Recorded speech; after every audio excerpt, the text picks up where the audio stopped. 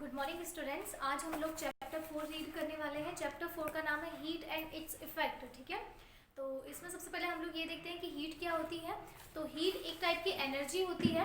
तो जब वो किसी सब्सटेंस में से बाहर निकलती है तो वो सब्सटेंस क्या हो जाता है, कूल हो जाता है। और जब हीट उस सब्सटेंस के अंदर इंटर होती है तो उसका टेम्परेचर राइज हो जाएगा और वो सब्सटेंस क्या हो जाएगा, हॉट हो जाएगा, गर्म हो जाएगा। ठीक है, तो हीट क्या है, एक टाइप की एनर्जी है जो किसी भी सब्सटेंस को गर्म या उसे ठंडा यानी कूल या हॉट बनाने के लिए रिस्पॉन्सिबल होती है। तो इसमें लिखा हुआ है when you stand in the sunlight और sit near the fire you feel hot, यानी कि जब कभी आप सनलाइट में बैठते हो, धूप में बैठते हो या किसी आग के पास बैठते हो तो आप कैसा फील करते हो, गर्म फील करते हो। When you touch a piece of the ice you feel cold, और जब आप किसी बर्फ के टुकड़े को यानी आइस को जब आप टच करते हो तो कैसा फील करते हो, ठंडा फील करते हो। ठीक है, कूल फील करते हो। When you dip your finger in a warm water you feel warm, और जब आप किसी गर्म पानी में अपनी उंगली या अपना हाथ डालते हो तो गर्म मतलब वार्म लगता है आपको। This is due to the heat present in them, ये किस वजह से होता है, ये सब कुछ हीट की वजह से होता है क्योंकि उनमें हीट प्रेजेंट है। What is heat, यानी हीट क्या होती है। Heat is a form of energy which cause the sensation of the hotness और द कोल्डनेस, यानी हीट क्या है, एक टाइप की एनर्जी है जो ये सेंस करने में हेल्प करती है कि वो जो सोल्यूशन है या वो जो सब्सटेंस है वो कूल है या मतलब कोल्ड है या फिर हॉट है। इसमें आगे लिखा हुआ है heat can not be seen by us, यानी हीट को देखा नहीं जा सकता, वो सिर्फ एक सेंस किया जा सकता है, फील किया जा सकता है। We feel the heat by the temperature effect, और इस जो हीट है उसे टेम्परेचर इफेक्ट के थ्रू फील कर सकते हैं। अगर टेम्परेचर ज़्यादा होगा तो वो सब्सटेंस क्या होगा, हॉट होगा, और अगर वो टेम्परेचर कम हुआ, ठीक है, तो वो क्या हो जाएगा, कूल होगा, कोल्ड होगा। It produces when heat is given to a substance its temperature increases and it becomes hot, यानी कि जब किसी सब्सटेंस के अंदर हीट दी जाती है तो वो सब्सटेंस क्या हो जाता है, हॉट हो जाता है। On the other hand, when heat is taken out from the substance, its temperature decreases and it becomes cold. और उसी टाइम पे अगर उस सब्सटेंस में से हीट को बाहर निकाल दिया जाता है तो वो सब्सटेंस क्या हो जाता है, कोल्ड हो जाता है। ठीक है, उसका टेम्परेचर डिक्रीज हो जाएगा। Heat is measured in the joules और कैलोरीज, यानी हीट की जो यूनिट्स होती है वो क्या होती है, जूल्स होती है या फिर कैलोरीज हो सकती है। ठीक है, SI unit of heat is joule. SI unit क्या है यहाँ पर हीट की, वो है जूल है। ठीक है, तो यहाँ पर एक बॉक्स बनाया हुआ है, उसमें बोला गया, उसमें बताया गया है कि 1 kilo joule is equal to the 1000 joule and 1 kilo calorie is equal to 1000 calorie. और यहाँ पर एक रिलेशन बोला बताया गया है, वो रिलेशन क्या है, 1 calorie is equal to the 4.184। ठीक है, ये लिखा गया है, ये क्या है, जूल के इक्वल है, यानी 1 कैलोरी किसकी इक्वल होती है, 1 कैलोरी इक्वल होती है 4.184 जूल्स के इक्वल होगी। ठीक है, यहाँ पर जूल क्या है, यहाँ पर जूल एसआई यूनिट है हीट की। इसके बाद इसमें लिखा हुआ है do you know energy can be converted from the one form to the another, यानी कि क्या आप जानते हैं कि एनर्जी एक फॉर्म से दूसरे फॉर्म में कन्वर्ट हो सकती है, किस तरीके से। Various forms of energy can be converted into the heat energy और द वाइस वर्सा, यानी अलग अलग टाइप की एनर्जीज को हीट में कन्वर्ट किया जा सकता है और वाइस वर्सा भी हो सकता है कि हीट एनर्जी उन अदर फॉर्म्स ऑफ एनर्जी में कन्वर्ट हो सकता है। जैसे कि यहाँ पर एक एग्जांपल दिया गया है, you rub your hands together your hands becomes warm, how does it happen, यानी कि जब कभी आप अपने हाथों को एक दूसरे के साथ रब करते हो तो क्या फील करते हो, गर्म सा फील करते हो, कैसे फील करते हो, यानी ऐसा क्यों होता है। तो यहाँ पर क्या हो रहा है, एक एनर्जी से दूसरी एनर्जी में, यानी one energy form another energy form में कन्वर्ट हो रही है। यानी जब आप अपने हाथों को रब कर रहे हो तो वहाँ पर मैकेनिकल एनर्जी दे रहे हो आप, ठीक है, यानी कि वहाँ पर वर्क हो रहा है तो वहाँ पर मैकेनिकल एनर्जी हीट में कन्वर्ट हो रही है, यानी कि मैकेनिकल एनर्जी वहाँ पर हीट एनर्जी में कन्वर्ट हो रही है। तो आप जैसे ही हाथों को रब करते हो तो वहाँ पर क्या होता है, वहाँ पर आप गर्म फील करते हो। ठीक है, Many other form of energy can also be converted into the heat energy, यानी और भी कई सारी एनर्जीज है जो कि हीट एनर्जी में कन्वर्ट होती है। जैसे कि जैसे कार के अंदर फ्यूल का यूज़ किया जाता है तो फ्यूल क्या है, केमिकल एनर्जी है, और जैसे ही कार काफ़ी टाइम तक चलती है तो अगर आप उसको हाथ लगाओगे, टच करके देखोगे तो वो क्या हो जाती है, गर्म हो जाती है। तो वहाँ पर क्या हो रहा है, हीट भी प्रोड्यूस हो रही है। ठीक है, तो वहाँ पर क्या हो रहा है, केमिकल एनर्जी हीट एनर्जी में प्रोड्यूस हो रही है, सॉरी कन्वर्ट हो रही है। इसमें आगे लिखा हुआ है वही लिखा हुआ है when fuel is burn chemical energy stored in the fuel get converted into the heat energy. Fuel जब बर्न होता है तो वो हीट एनर्जी में हीट प्रोड्यूस करता है, तो वहाँ पर क्या हो जाएगा, केमिकल एनर्जी हीट एनर्जी में कन्वर्ट हो रही है।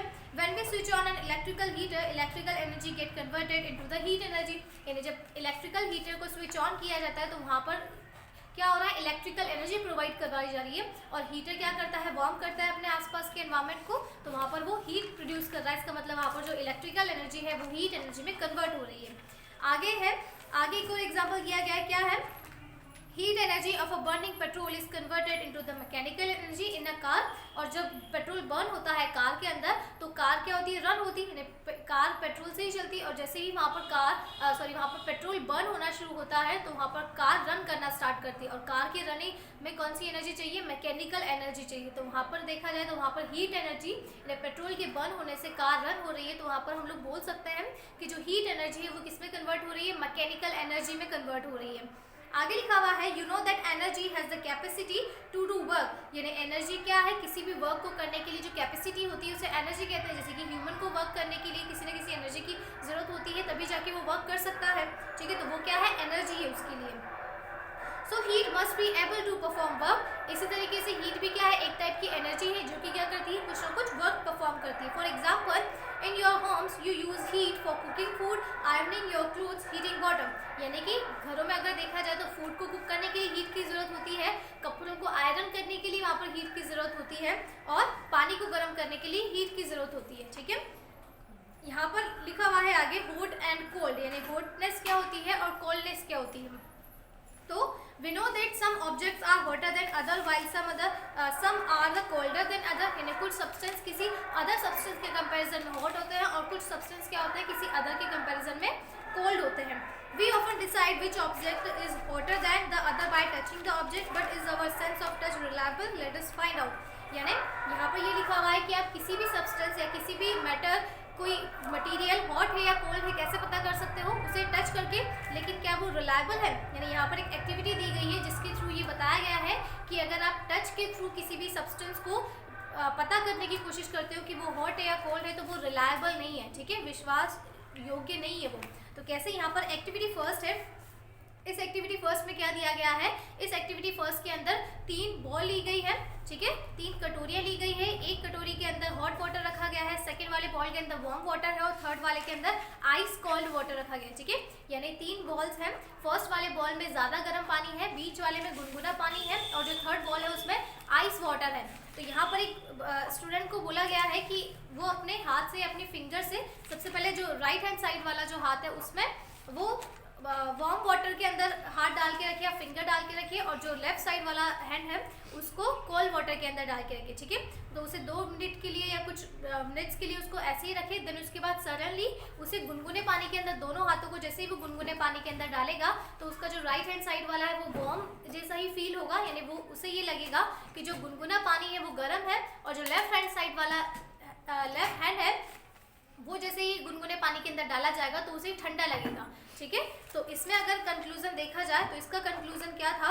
We can not always rely on our sense of touch to decide whether an object is hot और कोल्ड। यानी हम हमेशा हमारे जो टच वाला जो सेंस है उस पर हमेशा विश्वास नहीं कर सकते हैं। ठीक है, क्योंकि इस एक्टिविटी के थ्रू उसे राइट हैंड साइड जो उसने गर्म पानी में डाल रखा था हाथ, वो उसे गुनगुने पानी में डालने पर भी उसे गर्म लगा, और जो ठंडे पानी में जो हाथ डाल रखा था वो गुनगुने पानी में भी उसे ठंडा लगा।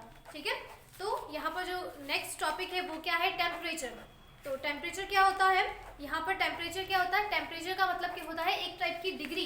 ठीक है, यानी कि किसी भी हॉटनेस या कोल्डनेस को मेजर करने के लिए जो यूनिट ली जाती है, जो डिग्री ली जाती है, वो क्या होता है? एक टेम्परेचर होता है। तो इसमें लिखा हुआ है, we have just discussed that the hotness और coldness of a body is relative. We can measure the degree of the hotness और coldness by comparing it with the standard unit that we are all agree upon. यानी इससे ऊपर वाली activity में हम लोगों ने टच का सेंस देखा कि उससे पता लगता है नहीं लगता किसी हॉटनेस और कोल्डनेस का। ठीक है, तो उससे क्या होता है? हमेशा उस पर रिलाई नहीं कर सकते। ठीक है, वो रिलायबल नहीं होता। इसी वजह से यहाँ पर एक डिग्री ली गई है। ठीक है, यूनिट लिया गया है जिसके थ्रू मेजर कर सकते हैं कि कोई भी सब्सटेंस कितना कोल्ड है या कितना हॉट है। तो यहाँ पर टेम्परेचर की डेफिनेशन दी गई है, the degree of the hotness और coldness of an object on some chosen scale is called its temperature. यानी किसी भी स्केल के थ्रू हॉटनेस और कोल्डनेस को मेजर करने की जो यूनिट होती है उसे क्या बोला जाता है? टेम्परेचर बोला जाता है। तो यूनिट ऑफ टेम्परेचर क्या हो सकता है? The SI unit of the temperature is a kelvin. यानी जो टेम्परेचर है उसकी एसआई यूनिट क्या हो सकती है? उसकी एसआई यूनिट होगी केल्विन होगी, और सम अदर जो यूनिट्स होती है वो क्या क्या हो सकती है? सेल्सियस और डिग्री फ़ारेनहाइट। ठीक है, डिग्री सेल्सियस और डिग्री फ़ारेनहाइट। इसके बाद है थर्मामीटर। तो थर्मामीटर क्या होता है? टेम्परेचर मेजर करने डिवाइस यूज में लिया जाता है उसे थर्मोमीटर बोला जाता है। थर्मो का मीनिंग होता है यहाँ पर हीट, और मीटर क्या है, एक टाइप का स्केल है मेजर करने का। तो इसमें लिखा हुआ है the temperature of a body is measured using a device called the thermometer. यानी टेम्परेचर को मेजर करने के लिए जिस डिवाइस का यूज लिया जाता है उसे थर्मोमीटर बोला जाता है। Thermo is a Latin word that means heat. Thermo क्या है, एक टाइप का लैटिन वर्ड है जिसका मतलब क्या होता है, हीट होता है। Thermometer work on the principle of the expansion of liquid on heating. यानी थर्मोमीटर किस प्रिंसिपल पे वर्क करता है, जब हीट किया जाता है तो उसमें जो प्रेजेंट लिक्विड है वो एक्सपांड होता है, ठीक है, उसका एक्सपेंशन होता है। इसी प्रिंसिपल पे थर्मोमीटर वर्क करता है। A thermometer has a two standard point. It is known as the fixed point of the temperature. यानी थर्मोमीटर में फिक्स्ड पॉइंट होते हैं, ठीक है, दो टाइप के फिक्स्ड पॉइंट होंगे, एक अपर फिक्स्ड पॉइंट होगा और एक लोअर फिक्स्ड पॉइंट होगा। यानी कि एक तो हायर जहाँ तक टेम्परेचर मेजर कर सकते हैं और सबसे लोएस्ट जो कि नीचे की तरफ होता है, ठीक है। इसके बाद इसमें दिया गया है कि टेम्परेचर के 3 स्केल्स होते हैं। फर्स्ट होता है सेल्सियस स्केल जिसमें डिग्री सेल्सियस मेजर किया जाता है। फ़ारेनहाइट स्केल जिसमें जो टेम्परेचर मेजर होगा वो डिग्री फ़ारेनहाइट में होगा, और एक होता है केल्विन स्केल जिसमें जो टेम्परेचर मेजर होगा वो केल्विन में मेजर होगा, ठीक है। जो इसमें सेल्सियस स्केल के बारे में दिया गया है, Celsius scale is named after the Swedish scientist Anders Celsius. यानी जो सेल्सियस स्केल जिसने डिस्कवर किया, जिसने फॉर्म किया, उनका नाम क्या था, स्वीडिश साइंटिस्ट थे, उनका नाम था Anders Celsius. In Celsius scale, centigrade scale, the lower fixed point is the 0 degree Celsius and the upper fixed point is the 100 degree Celsius। यानी इसका जो upper fixed point होता है सबसे ऊपर ही ऊपर उसे वो कितना होता है 100 डिग्री सेल्सियस, और जो लोअर फिक्स्ड पॉइंट होता है वो कितना होता है 0 डिग्री सेल्सियस होता है। The interval between the two fixed point is divided into the 100 division, और वो जो स्केल होता है वो 100 डिवीजन में डिवाइड होता है। आगे लिखा हुआ है India has adopted the Celsius scale for measuring body temperature. Before the adoption of this scale, Fahrenheit scale was used. यानी इंडिया में जब सेल्सियस स्केल यूज नहीं हुआ था उससे पहले कौन सा स्केल यूज में लिया जाता था, फ़ारेनहाइट स्केल यूज में लिया जाता था। Fahrenheit scale is named after the Daniel Gabriel Fahrenheit. यानी जो फ़ारेनहाइट स्केल है वो किसने डिस्कवर किया था, डेनियल गैब्रियल फ़ारेनहाइट ने, ठीक है। तो उन्हीं के नाम पर इस स्केल का नाम रख दिया गया। In Fahrenheit scale the upper fixed point is the 212 degree Fahrenheit and the lower fixed point is the 32 degree Fahrenheit. ये अपर फिक्स्ड पॉइंट कितना होता है 212 डिग्री फ़ारेनहाइट होता है, और लोअर फिक्स्ड पॉइंट कितना होता है 32 डिग्री फ़ारेनहाइट होता है। The interval between the two fixed point is divided into the 180 division। यानी इसके बीच में डिवीजन होते हैं वो कितने होते हैं 180 होते हैं, और सेल्सियस स्केल में कितने थे 100 डिवीजन थे। You will learn about the Kelvin scale in the higher classes, और आप हायर क्लासेस में जाओगे तब केल्विन स्केल के बारे में वहाँ पर पढ़ोगे, ठीक है। अब यहाँ पर एक रिलेशन दिया गया है सेल्सियस स्केल और फ़ारेनहाइट स्केल के बीच में। यानी अगर आपको सेल्सियस की वैल्यू पता है, सेल्सियस स्केल में अगर कोई टेम्परेचर है उसकी वैल्यू पता है और उसे फ़ारेनहाइट में कन्वर्ट करना है तो कैसे कर सकते हो। तो यहाँ पर एक फॉर्मूला दिया गया है, वो फॉर्मूला क्या है, C/100 is equal to F-32/180, ठीक है। यहाँ पर देखा जाए तो ये 100 क्या है, हम लोगों ने अभी पढ़ा कि जो सेल्सियस स्केल है उसमें 100 डिवीजन होते हैं, जो फ़ारेनहाइट स्केल है उसमें 180 डिवीजन होते हैं, ठीक है। और फ़ारेनहाइट का लोअर जो डिग्री होता है, लोअर जो स्केल होता है वो कितना होता है, लोअर फिक्स्ड पॉइंट कितना था 32 डिग्री फ़ारेनहाइट का, ठीक है। तो इस फॉर्मूले के हिसाब से अगर आपको कोई भी टेम्परेचर का मेजरमेंट अगर सेल्सियस में दिया गया है तो उसकी वैल्यू यहाँ पर पुट करो और आप फ़ारेनहाइट की वैल्यू पता कर सकते हो, या फिर वाइस वर्सा। यानी अगर आपको फ़ारेनहाइट की वैल्यू पता है, किसी भी स्केल का या कोई भी टेम्परेचर फ़ारेनहाइट का पता है, तो आप सेल्सियस में इजीली निकाल सकते हो। जैसे कि यहाँ पर जो एक एग्जांपल दिया गया है, एग्जाम्पल नंबर फर्स्ट क्या दिया गया है, the normal body temperature of a boy is 98.6 Fahrenheit. यानी 98.6 फ़ारेनहाइट कोई बॉडी टेम्परेचर है, ठीक है। नॉर्मल बॉडी टेम्परेचर दिया गया है किसी बॉय का 98.6 डिग्री फ़ारेनहाइट, उसे डिग्री सेल्सियस में कन्वर्ट करना है। तो यहाँ पर आप लोग क्या कर सकते हो, एफ की वैल्यू यहाँ पर पुट करना, ये क्या है फ़ारेनहाइट की वैल्यू है, तो इसकी वैल्यू यहाँ पर पुट करना, दोनों को सब्सट्रैक्शन करना और क्रॉस मल्टीप्लाई करना, जिससे क्या आ जाएगा आपका डिग्री सेल्सियस, यानी कि वो जो टेम्परेचर है वो डिग्री सेल्सियस में आ जाएगा, ठीक है। आगे यहाँ पर टाइप ऑफ थर्मामीटर, तो फर्स्ट दिया गया है लेबोरेटरी और सेकंड क्या दिया गया है क्लिनिकल थर्मामीटर। लेबोरेटरी थर्मामीटर क्या होता है, जो लैब्स में यूज में लिया जाता है, ठीक है, रिसर्च जहाँ पर की जाती है। और क्लिनिकल थर्मामीटर कहाँ पर यूज में लिया जाता है, हॉस्पिटल्स वगैरह में, ठीक है। तो जो लेबोरेटरी थर्मामीटर वाला जो टॉपिक है वो आपके पोर्शन में नहीं है। लेबोरेटरी थर्मामीटर और ट्रांसफर ऑफ हीट, ये दो टॉपिक आपके पोर्शन में नहीं है, ठीक है।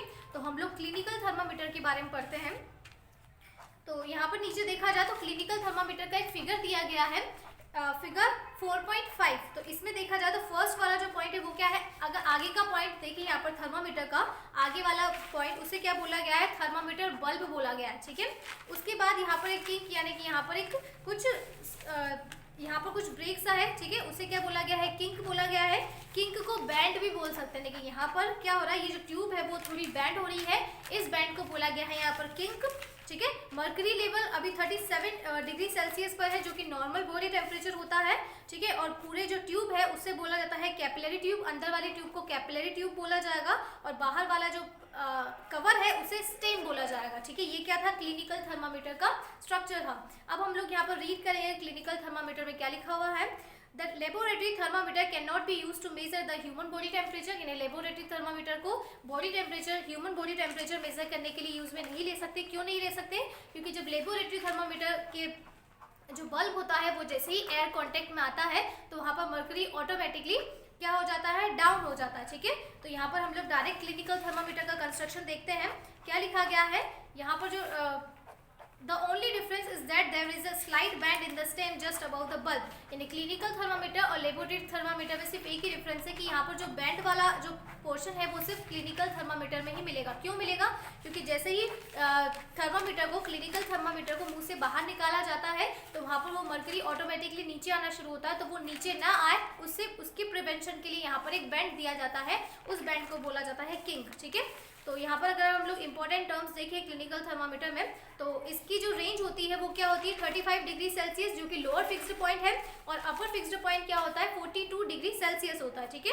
क्योंकि ह्यूमन बॉडी का टेम्परेचर कभी भी इससे ऊपर नहीं जा सकता। अब इसमें जो टॉपिक है वो क्या है, how to use the clinical thermometer. यानी क्लिनिकल थर्मामीटर को किस तरीके से यूज में लिया जा सकता है। तो फर्स्ट जो पॉइंट है वो क्या है, सबसे पहले उसको एंटीसेप्टिक सोल्यूशन में अच्छे से वॉश करना चाहिए। सेकंड पॉइंट में क्या लिखा हुआ है, थर्मामीटर को अच्छे से होल्ड करके रखना चाहिए और उसे एक फ्यू जर्क देना चाहिए। जर्क का मतलब होता है झटका, यानी थर्मामीटर को जैसे यूज करोगे तो सबसे पहले उसे फर्मली होल्ड करना, देन उसको जर्क यानी कि कुछ झटका देना, ताकि जो मर्करी है वो अपने नॉर्मल लेवल पे आ जाए, नीचे की तरफ आ जाए, ठीक है। फिर थर्ड पॉइंट क्या दिया गया है यहाँ पर, जो थर्मामीटर का बल्ब है यानी आगे वाला जो पॉइंट है उसे मुंह में किसी भी अगर कोई चाइल्ड है तो उसके आर्मपिट पे रखना है, और अगर कोई एडल्ट है तो उसकी टंग के नीचे 2 मिनट तक रखना है, ठीक है। फिर उसके बाद 2 मिनट के बाद क्या है, यहाँ पर जो फोर्थ पॉइंट है उसमें क्या दिया गया है, उसे बाहर निकाल कर अपने साइड के यानी इस तरीके से साइड पर बिल्कुल हॉरिजॉन्टली रखना है, ताकि उसका लेवल सही से दिख सके, ठीक है। तो ये क्या था, ये रीडिंग करने का तरीका था कि थर्मामीटर को कैसे रीड किया जाता है। अब प्रिकॉशंस है, तो फर्स्ट क्या है, thermometer should be washed before and after use. यानी थर्मामीटर को अच्छे से यानी यूज करने से पहले और यूज करने के बाद उसे अच्छे से धोना चाहिए किसी एंटीसेप्टिक सोल्यूशन में। सेकंड लिखा हुआ है, read the thermometer by holding it horizontally so as to keep the level of the mercury along the line of sight. यानी उसे हॉरिजॉन्टली रीड करना चाहिए ताकि प्रॉपर तरीके से वो रीड हो सके।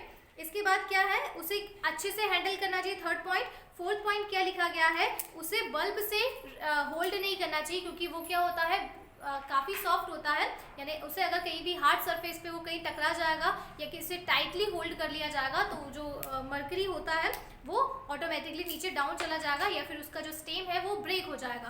आगे लिखा हुआ है, do not dip the thermometer in the boiling water as it will break the bulb. यानी उसे किसी गर्म पानी में नहीं डिप करना चाहिए, क्योंकि उसका जो बल्ब है वो ब्रेक हो जाएगा। और 6 पॉइंट है, उसे डायरेक्ट सनलाइट में या किसी फ्लेम के पास में नहीं लेके जाना चाहिए, ठीक है, क्योंकि उसके ब्रेक के चांसेस ज़्यादा होते हैं। अब जो नेक्स्ट पॉइंट है वो है ट्रांसफर ऑफ हीट। तो ट्रांसफर ऑफ हीट आपके पोर्शन में नहीं है। चैप्टर 4 के अंदर 2 टॉपिक है, एक तो है लेबोरेटरी थर्मामीटर और ट्रांसफर ऑफ हीट, ये दोनों ही आपके पोर्शन से रिमूव हो गए। Thank you.